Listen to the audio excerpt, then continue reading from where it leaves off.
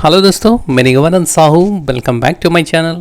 आज इस वीडियो के अंदर हम डिस्कस करने वाले हैं एनएफओ के बारे में, यानी यूटीआई इनोवेशन फंड के बारे में डिस्कस करने वाले हैं।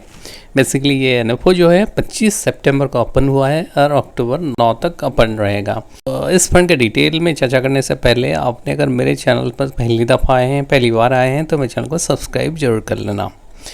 आइए डिटेल में जानते हैं इस फंड के बारे में। जैसे कि इनोवेशन की अगर बात करें, इंडिया में सबसे ज़्यादा इनोवेशन देखने को मिल रहा है। और अगर ग्लोबल इनोवेशन इंडेक्स की बात करें, 2016 से लेकर 2022 के बीच में इंडिया का जो रैंकिंग था इंडेक्स का, इनोवेशन इंडेक्स का, 64 से अभी 40 में पहुंच गया है। और इमर्जिंग मार्केट में जो है चाइना इंडिया से आगे है, उसको भी आने वाले समय में बीट कर सकता है।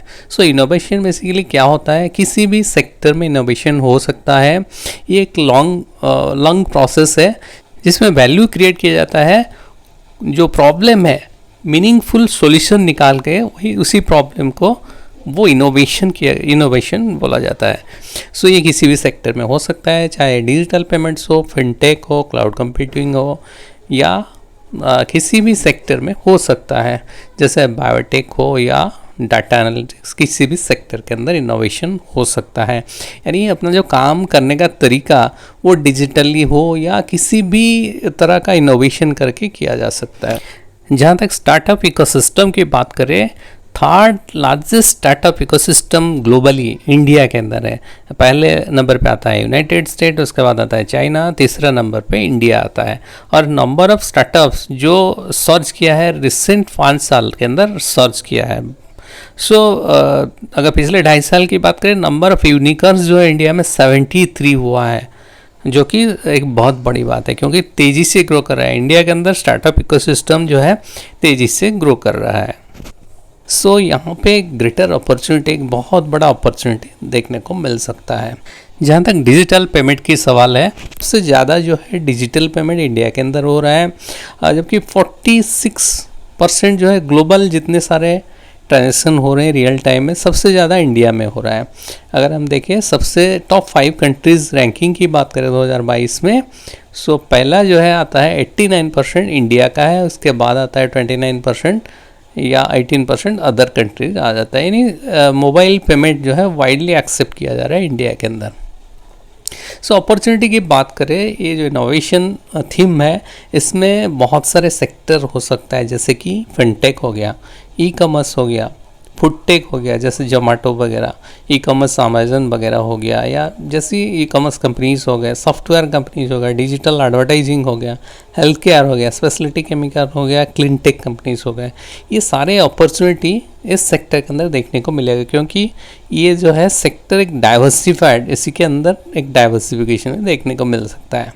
अपॉर्चुनिटी साइज़ की बात करें, एक तो ऑनलाइन फूड डिलीवरी जैसे जोमेटो जैसी कंपनीज हो गया, उसके अलावा शेयर्ड मोबिलिटी जैसे ओला वगैरह हो गया, और ई कॉमर्स लॉजिस्टिक, और इसके अलावा जैसे 2 व्हीलर ईवी सेल्स की बात करें, और या इलेक्ट्रिक ईवी सेल की बात करें, ऑनलाइन एजुकेशन की बात करें, एडुटेक कंपनीज हो गए। ये सारे इन सारे कंपनियों में अपॉर्चुनिटी देखने को मिल सकता है, जैसे कि ऑनलाइन फूड स्विगी, जोमेटो हो गया, ओला उबेर हो गया, जैसी कंपनियों में अपॉर्चुनिटी देखने को मिल सकता है। इसके अलावा जैसे ई कॉमर्स रिटेल का हो गया, अनऑर्गेनाइज रिटेल डिजिटल, और उसके बाद रिन्यूएबल पावर हो गया, और OTT प्लेटफॉर्म जैसे हो गया, ऑनलाइन गेमिंग हो गया। यानी इतने सारे अपॉर्चुनिटीज़ आपको देखने को मिल सकता है इस इनोवेशन के थ्रू। ओके, और ई कॉमर्स का जो है पोटेंशियल आने वाले समय बहुत देखने को मिलेगा, क्योंकि हम अगर कंपेयर करके देखें, ई कॉमर्स पेनिट्रेशन 2021 में ओनली 7% था इंडिया के अंदर, जबकि UK में सबसे ज़्यादा जो है 31% का, चाइना में 27% का, USA में 22% का है। इंडिया में आने वाले समय में और तेज़ी से ई कॉमर्स का बिजनेस बढ़ सकता है, और ग्रोथ भी आने वाले समय में ग्रोथ भी देखने को मिलेगा, क्योंकि ईयर ऑन ईयर ग्रोथ जो है लगभग 25% के हिसाब से ग्रो कर रहा है e commerce business. Huge opportunity आने वाले समय में देखने को मिल सकता है। अगर इन्वेस्टमेंट स्ट्रेटेजी की बात करें यूटीआई इनोवेशन फंड का, बेसिकली कंपनीज इनोवेशन में जो ज़्यादा इनोवेशन करते होंगे उसमें इन्वेस्टमेंट करने वाला है। यानी इनोवेशन करके अपना जो प्रोडक्टिविटी बनाने वाली कंपनियाँ, और उसके अलावा जैसे इन्वॉल्व इन इमर्जिंग टेक्नोलॉजीज़, जैसे क्लिनटेक कंपनी हो गया, ये सारे इमर्जिंग टेक्नोलॉजी यूज़ करने वाले हैं। तो अर्ली एडॉप्शन ऑफ टेक्नोलॉजी कुछ कंपनियां हैं जो जल्द से जल्द अपने टेक्नोलॉजी को अडॉप्ट कर रहे हैं, वो कंपनियां, इसमें बेनिफिट उन कंपनियों को मिलने वाला है। जिन कंपनियों में सिग्निफिकेंट पोटेंशियल ग्रोथ पोटेंशियल रहेगा, उन कंपनियों में ये इन्वेस्टमेंट करने वाला है। और जिन कंपनियों का खास करके डेमोन्स्ट्रेटेड ट्रैक रिकॉर्ड होगा, अच्छा ट्रैक रिकॉर्ड होगा, उसमें इन्वेस्टमेंट करने वाला है। यानी क्वालिटी कंपनी में इन्वेस्टमेंट करने वाला है, यानी जो कंपनियों का रोबस्ट बिजनेस मॉडल होगा, क्वालिटी मैनेजमेंट होगा और कॉर्पोरेट गवर्नेंस सही होगा और फाइनेंशियली स्ट्रांग होगा, स्ट्रेंथ होगा कंपनी में, उसमें ये इन्वेस्टमेंट करने वाला है। सो फंड डिटेल की बात करें, ये यूटीआई इनोवेशन फंड एक ओपन एंडेड इक्विटी स्कीम रहेगा जो इन्वेस्टमेंट करने वाला है इनोवेशन थीम के अंदर।